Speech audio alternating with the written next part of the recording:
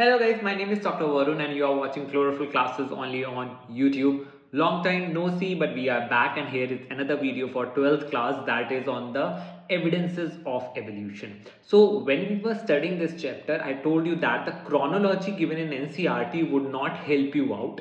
So here this chronology would be much easier to understand compared to what has been given in NCERT, helpful for academics, board also as well as for your NEET also.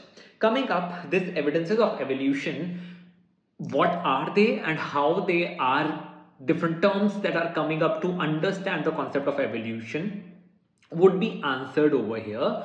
So this video is divided into two parts. Certain evidences, 4 or 5 evidences we are covering in this one, and the rest we will be covering tomorrow in the another video. So let's just dive into it. So when we are studying about the evidences of evolution, the first evidence is the paleontological evidences. Paleontological evidences means what? It means the fossils. So what is fossils? Fossils are what? We say that the dinosaur fossils, we get it, and with the help of those fossils only we are able to understand that okay, dinosaurs were before us, dinosaur big creatures were present. Of course, we don't know how they actually look like. Maybe their whole body is covered by feathers. This could happen. It could be a big feathery thing, but we don't know. Okay, but we just, the thing that you see in the as a dinosaur, kind of a skin that you see from just attached or just what is this, stitch to its bones, is what we conceptualize dinosaur look like. We really don't know how the dinosaur actually look like. Okay, this thing we have to understand from these evidences. We can't tell that how the organism actually look like because its soft part has been taken away. Think about that. You might have seen the human skeleton. If I just put the thing on it, you never know that we have a nose, we never had a ear pinnas present. So imagine it like that way, right? So these are the evidences. So fossils are what? These are the preserved of the organisms. There could be plant preserves and animal preserves. Plant preserves are in the form of what? Like your coal which you have been which we are using. They are what? Big carboniferous trees which were present. Okay, so that would be there. So study of fossil is called paleontology, and the father of paleontology means who study the fossils is the Leonardo da Vinci. And as the, what will happen, like think about that, if I am one organism and I died and I got settled into the soil, right? On me lot of soil will keep on forming. Then after that some other organism came and died. So I who died first would be present what? On the deeper layers. So this is a very important concept, that the organism who died earlier, fossil are found to be at the deepest layer. Organism who died later means above me, right? So that will be found in the upper layers. So if we go down, we have seen that the simplicity of organisms is started increasing. Means the deepest layer has the most simpler organisms, and most uppermost layer we will find more complex organisms, which even tells us the theory of biological evolution, that first single cell appears. Then we have studied now in the first chapter, sorry, first part of this evolution chapter, that is then what, from single cell multiple cellular organism came, finally the porifera, and more complex forms keep on coming up one by one, the way we have studied the animal kingdom, the way we have studied about the plant kingdom. Okay, so this thing will be there. So now let's just analyze this thing. The first is the number and the nature of fossil in the early rocks. So early era rock or the later era rock. The early era has very limited fossils because limited organisms were there. But the diversification becomes much bigger when we go towards the later era, means the recent time frame. Okay, so in early era we found the simpler organisms and mostly be the invertebrates. Later on all the vertebrates like us were more present. Could be amphibian, could be apes, could be reptiles, or could be mammals, right? Then distribution of the fossils in the successive strata. Successive means different layers. So basically there will be early rocks, there will be a recent rocks. Recent rocks means what? The uppermost layer. Early means lower layer of the stratification. Means what? If you imagine that this is the soil table which we use to make in the geography or in the science. This is the uppermost layer, this is the lowest layer. So this is what? This is the recent upper layer. This is the earlier or the below rocks which are present. So if we see that, if we divide it, because if you remember that we have studied about the geological time scale, so we are dividing it into the 4 eras that we know, that is Protozoic era, Paleozoic era, Mesozoic era and Cenozoic era. So this is Protozoic era, Paleozoic era, Mesozoic era and the Cenozoic era. Understood? So over here not much organism will be present. Organism, invertebrates, and then comes what? Vertebrates, and which one the least uppermost layer will have? Reptiles, and the most recent to it would be what? Mammals that would be present over here. So this thing has been told over here. Moving on to the next one, that is disparity between present and the past organisms. So if we see the present organism and the past organisms, means the oldest organisms, we found what? We found that the past organisms are very different from the modern forms. Definitely they are more simpler. Okay, early humans lived in the cave with a no social life. That also we know that, right? Now we have a social life. We engage with the people. We network. Like I'm a teacher, you are a student. At that time they don't do it. They just do halla halla hullu hullu thing. Nothing much than that. So the organisms has been changing since their appearance. This indicates that the evolution is taking place slowly, but it's taking place. So evidences are giving us what what we say, that verdicts, or justifying that evolution is what? Constant and keep on occurring, not like the special creation theory where everything is made by the God as such, which you see currently. Okay. Then we have types of fossils. First is unaltered fossils, means whole of the body of the organism is preserved. Like for example, woolly mammoth. If you would have watched the Ice Age movie, you know that there is a big elephant-like with the fur on their body and the big tusk kind of a creature, that is woolly mammoth. It is present in the Siberia, or in the area where the snow is there, right? Now they got what? When this ice age came, they got stuck in the ice because of the winter. They just died, stayed there, and since the organism was captured inside the ice over the period of a time, because snow keep on falling and it forms the big glaciers or the ices, these big creatures are still trapped, and you can see them that okay, there is a creature whose body is not degraded. So this is what completely being taken up. Same goes with the umber, certain reasons released by the trees or the organisms in which certain insects got trapped, and since no microbes can go there and degrade them, they stays like that.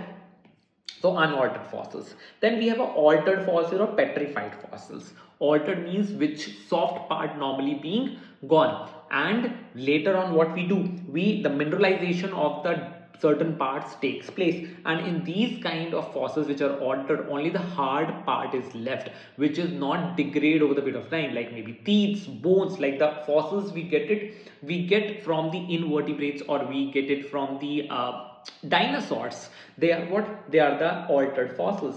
Then we have molds and casts. These are the very old fossils of the invertebrates, like your shells and all those things which are there. So what happened? They got cemented into the soil, and as they got hard, like what happened? Whatever the soil that is present around it, it get hardened up. Now the soft part of it get gone. Okay, only the hard part keep on left out.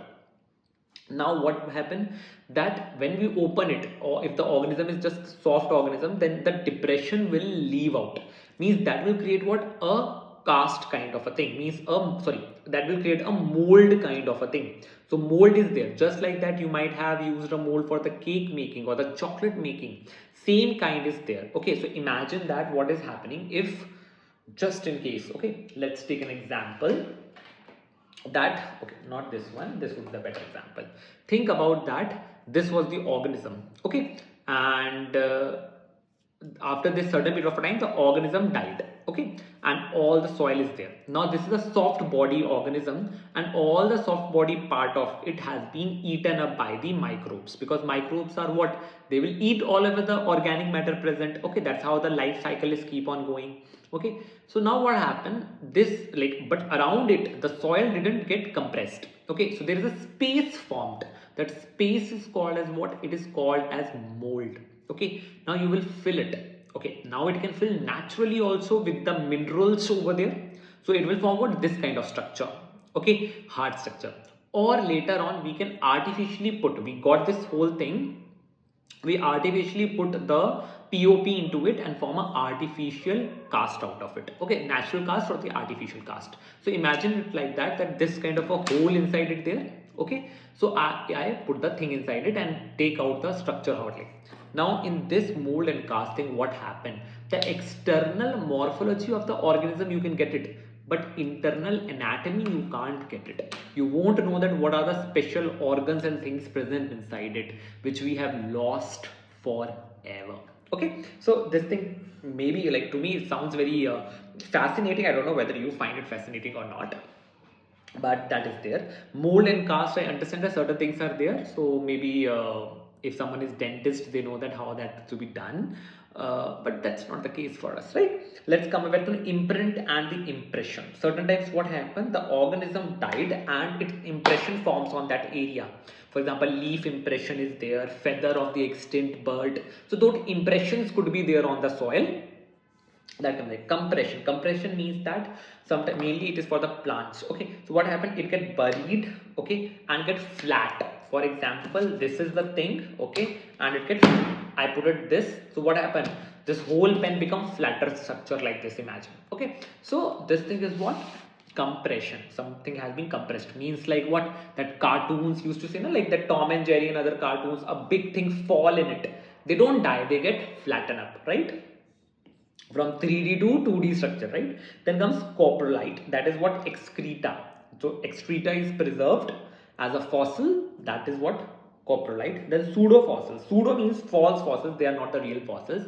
Sometimes what happens, the organic matter, that, sorry, inorganic substances like magnesium, phosphate, they forms on the rocks and like the branches of the trees. Okay, but they are not any branches. When we analyzed it, these are what, these are the inorganic deposits of the magnesium oxides, which appears like the dendrites or the branches of the tree.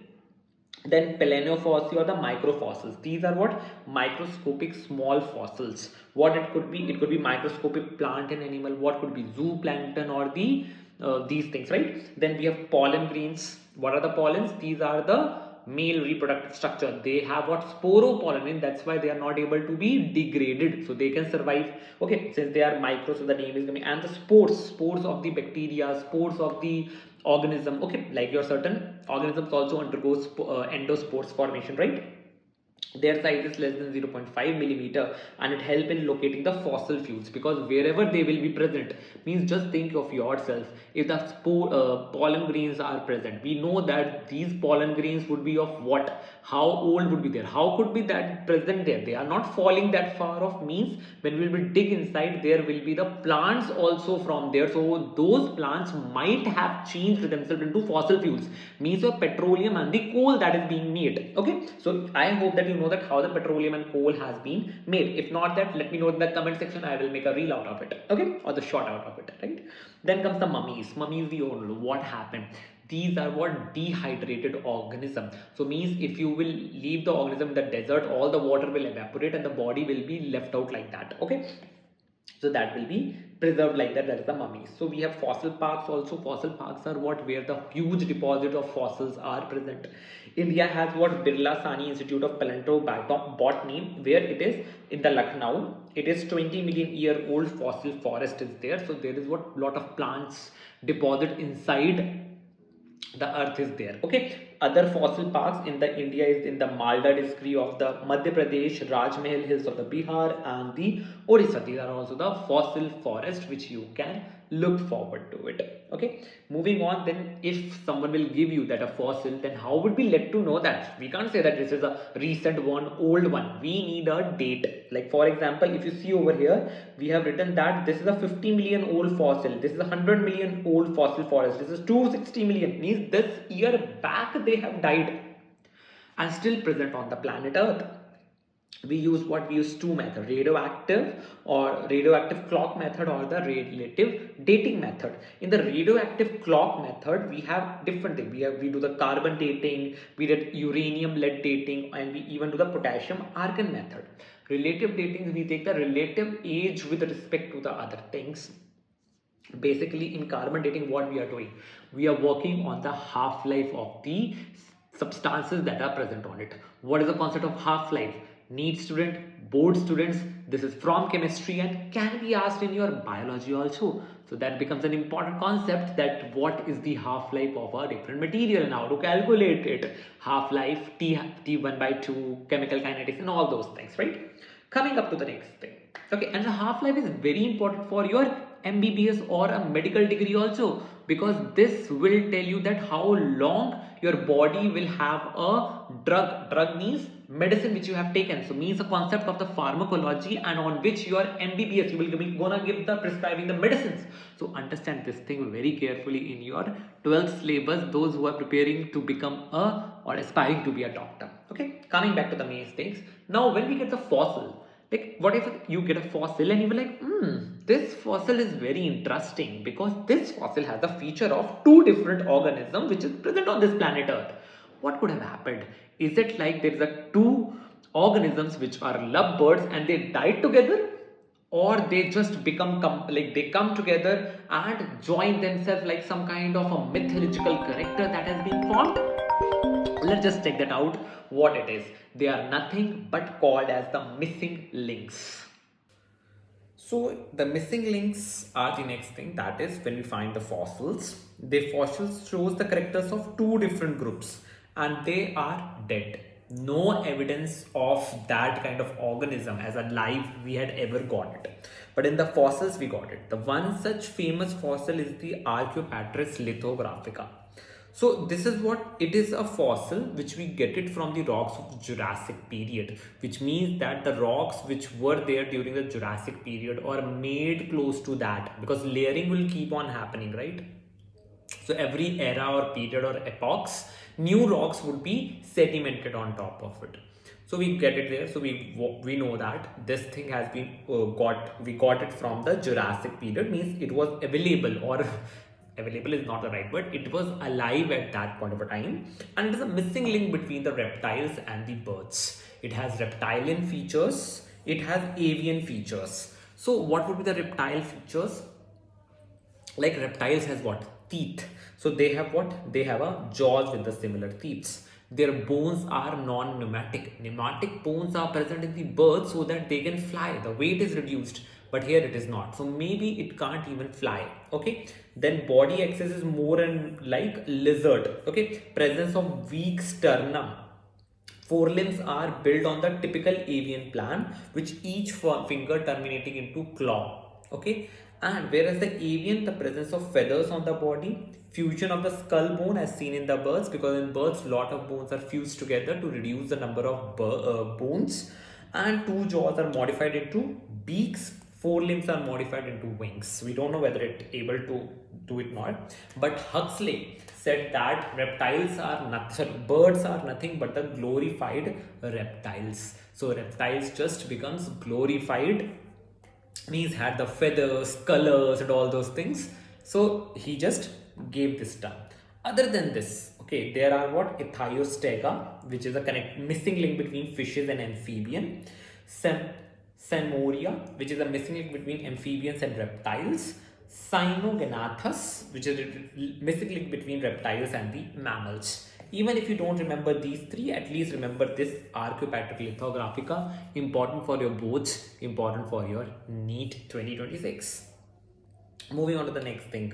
This the fossils is the one way of evidences. Second way is comparing the living thing present over here today. So how we can compare them? One way is that by their organs. If we see that how my organs, how monkey organs and how leopard organs, or how a bat organ, how a whale organ, all of them has what? Basic structures. Okay, so we are seeing their organs and their functions and how closely or far off they are related. The first thing is the homologous organs. Homo means what? Homo means same. Okay, so homologous organs means those kind of organs where fundamental structure is similar but their function is different. For example, the forelimbs of the man, cheetah, bat, whale. So what are the difference between them? All of them are made up of what? Having a humerus, this bone, radius ulna, then carpals, metacarpus and the digits or the phalanges present in them. but all of them has a different function. Like for example, my hand is for the grasping the thing. I want to take up something, I will take it. I want to take this iPad, I will take it with my hands, right? My hand is for that. But if you look towards the what we say that towards cheetah, it's using its four limbs to run. Okay, if I look towards the bat, which is also mammal having the same plan in their forelimbs, they are developed into what? Into wings to fly. And if I go towards the whale, what happened in the whale, bacha? In whale, they are what? They are able to swim with that. So everything has been changed according to the habit they are being present. Similarly goes to the brain structure of the vertebrates. The basic brain from the fishes, like vertebrates we are talking about, from fishes to the mammals, they have what? Similar structures present, similar functionings also present. But as they go into the next level, their complexity keep on increasing. Basic plan is same, but the complexity keep on increases. So the functionings also start increasing up into a different functionality. If we see about the heart also, the basic auricle ventricles are there, but as he goes from fishes towards the mammals, the two-chambered heart becomes three-chambered. Three-chambered also has a parts, like one, this amphibian has like this, reptiles has like this. So reptiles had a incomplete septa present, whereas if we go towards the final version, it will be complete septa like this in the four-chambered heart which is present in the organism. So this has to be explained over here, that how the working of the heart is taking place, means its function is increasingly changed. Like what? How you will explain this? In the fishes who has what? The two chamber, only the deoxygenated blood comes out, goes through it. If we go over here, mixed blood, means function is what? To pump the mixed blood to the body organ. Whereas in the four-chambered heart, there will be double circulation. One side oxygenated blood, one side deoxygenated blood. Means function is changed now. It has becomes more complex. But the basic plan is similar, only that having the auricle and the ventricles. Let's go towards the mouth part of certain insects. Insects has basic mouth plan. Are what? They have a lip, upper lip, lower lip, labium and labium, maxilla, pair of mandible present, and tongue most probably, but these are the basic structure that is present. It is present in all the insects, but it has been modified into different eating habit. Like for example, cockroach has what? Biting and chewing type of a one, which we have studied in the cockroach. But what about the butterfly? Butterfly do what? They take the nectar of the flower. So it will be what? It will be something like a sucking kind of a thing. So it will be what? Siphonning type of butterfly. Then in the housefly, they have what? They have their salivary glands present on their legs. So they go and sit on the thing. They release their saliva, make it little soluble.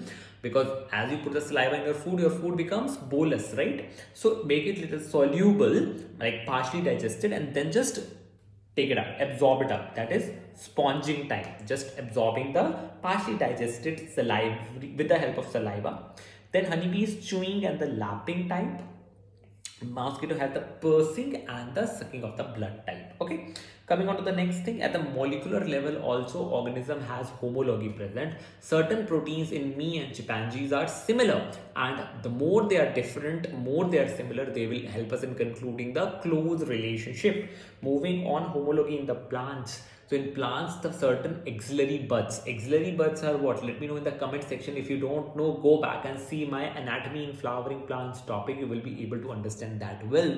Morphology in flowering plants, and that also both has this thing, and there you will understand that what is the axillary buds. So axillary buds are the, just for now, imagine that this is your stem.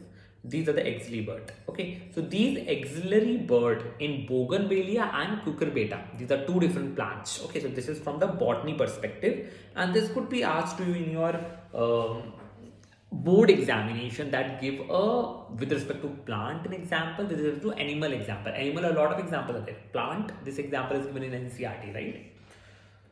So your Bougainvillea axillary bud change into a thorn, spiny kind of a thing, whereas Cucurbita it changed into tendrils. So tendrils are like these kind of things, like ting ding ding ding, like na, that your hairs of the girls, curly hairs of the girls which are coming up, they are like that.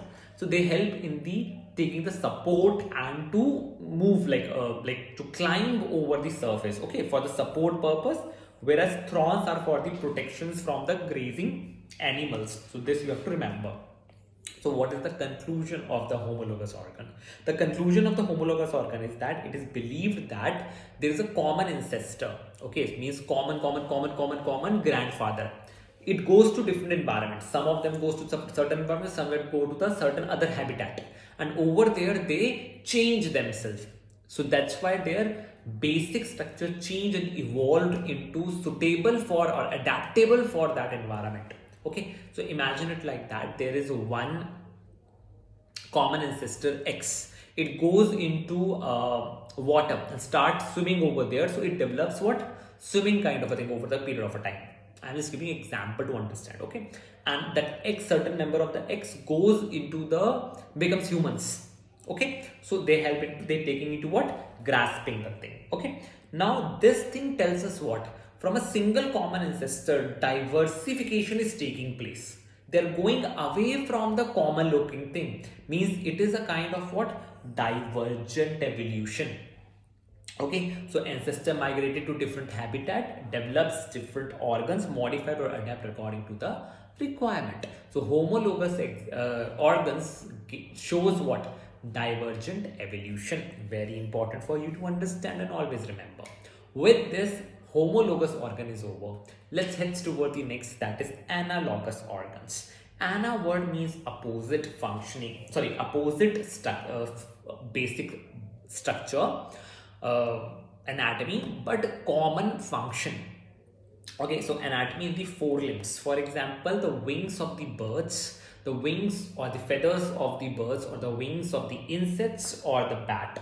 If we see over that, the wings of the insects are made up of thin, transparent chitin.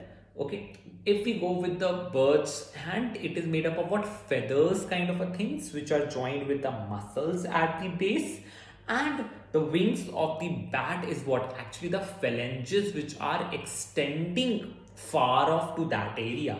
Okay, so these three are what? Very different anatomical positioning, but all of them doing what? The function, common function of what? Of flying. Okay, coming on to the same example, that the fins of the fishes and the flippers of the whale. So fins are not pentadactyl, means they don't have any bone present into it, cartilaginous or bony, ossified. But in case of whales, their fins have what? They have a bones present inside it. So the basic design planning, anatomy is very different, structural morphology, but the function is very much similar, that is for the swimming. Coming on the stink of the honeybee and the scorpions. Honeybee stink is the modification of its oviposition. It's that part which actually help in laying the egg. And since they are not laying the egg, why they are not laying the egg? Because only queen will be laying the egg. Okay, the other worker bees will change it or modify it into, during the course of development, into a sting organ. Okay, but in scorpions, what happened? It is the last abdominal segment. You know that it's like a cockroach kind of abdomen will be there, segmented things will be there because it belongs to insects. So the last abdominal segment will modify it into what? A stinking gland. Okay, so what is this? The structure is very different in both the cases. One was the oviposition for laying the egg, other structure was the last segment, but the function is same, that is to protect for the or the stinking things. Then the eyes of octopus and the mammals both are different in their retina position and anatomy from where it has formed, but its basic function, that to let the organism see, octopus or the mammals, is same. Then the flippers of penguin, which is a bird, and the flipper of the dolphin, they both help in what? In the swimming purpose, but the basic function is different. In plants also, what happened? The structures like petiole, stipules, stem branches, they reduces, and their functions, like they sometimes take some extra functions of the other. Okay, so that thing is also what analogy. So what was the conclusion with this? The conclusion is very simple, that the analogous organ illustrate that two different organisms ancestral wise, but they're coming closer in terms of the function. Means it's what convergent evolution that will be taking place, because they had to survive in the common habitat. There they had to do the similar thing.